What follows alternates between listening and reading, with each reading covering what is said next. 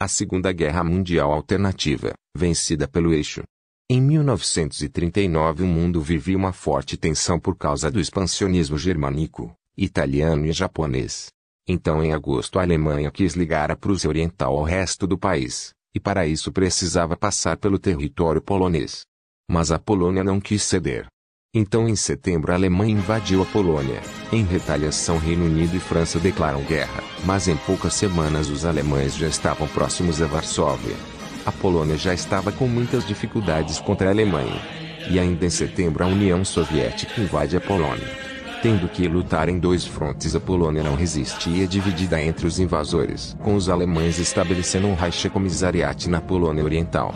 Logo em seguida a União Soviética exige que os países bálticos e a Finlândia aceitem tropas soviéticas em seus países. Com todos aceitando com exceção da Finlândia, o que levou à Guerra de Inverno entre a Finlândia e a União Soviética. Após 4 meses de guerra os dois países assinaram um armistício. E em abril os alemães invadem a Dinamarca, que se alia aos aliados, e logo depois invade a Noruega. E usando os territórios da Noruega eles desembarcam na Islândia e Groenlândia. Logo depois a Noruega se rende. A Alemanha começa a invadir a Bélgica, Luxemburgo e Holanda. Em poucas semanas a Holanda cai. E em maio os alemães cercam e capturam a maioria do exército francês e uma parte do exército expedicionário britânico após atravessar a floresta das Ardenas.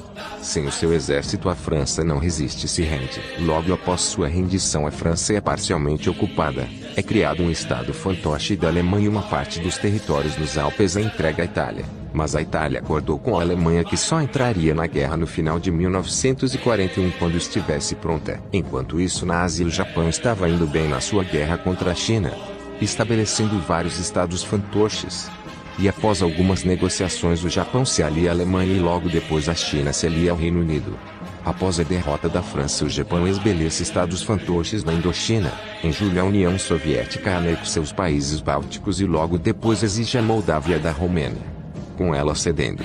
Aproveitando a situação a Hungria e Bulgária exigiram territórios perdidos na Primeira Guerra Mundial, mas a Romênia não quis ceder, o que gerou uma séria tensão entre os países. No final a Alemanha interferiu com a Romênia tendo que ceder o norte da Transilvânia e alguns territórios ao sul.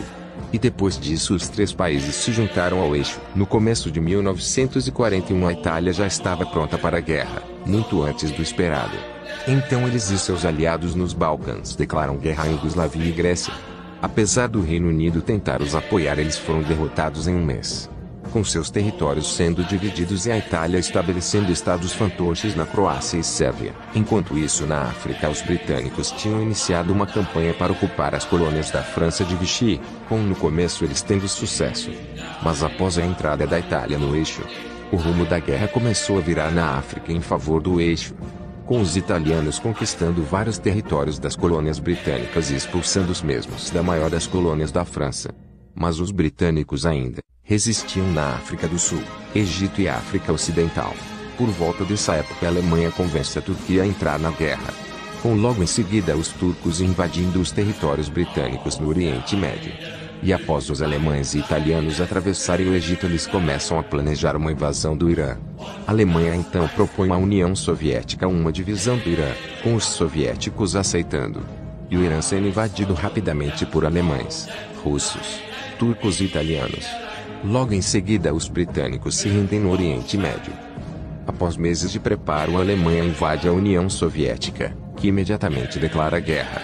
Em sua invasão a Alemanha foca em 4 direções: ao norte em direção a Leningrado, ao centro em direção a Moscou, ao sul em direção a Kiev e à Ásia Central em direção a Astana com auxílio turco.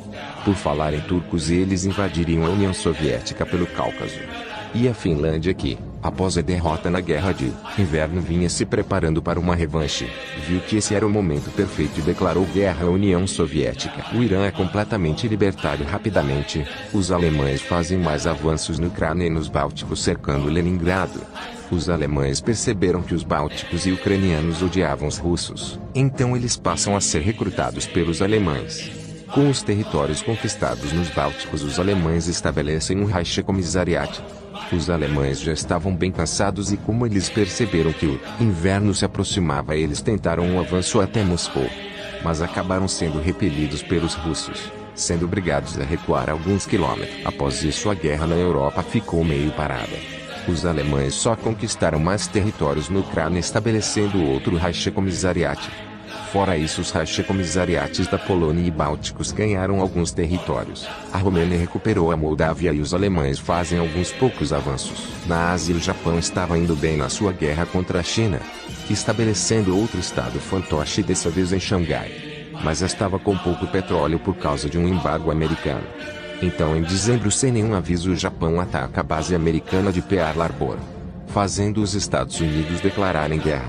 Após uma reunião entre o alto escalão alemão e japonês, foi acordado que a Alemanha iria à guerra contra os Estados Unidos. Em troca, o Japão invadiria a União Soviética. Até então, 2 anos se passaram, mas muita coisa ainda pode acontecer.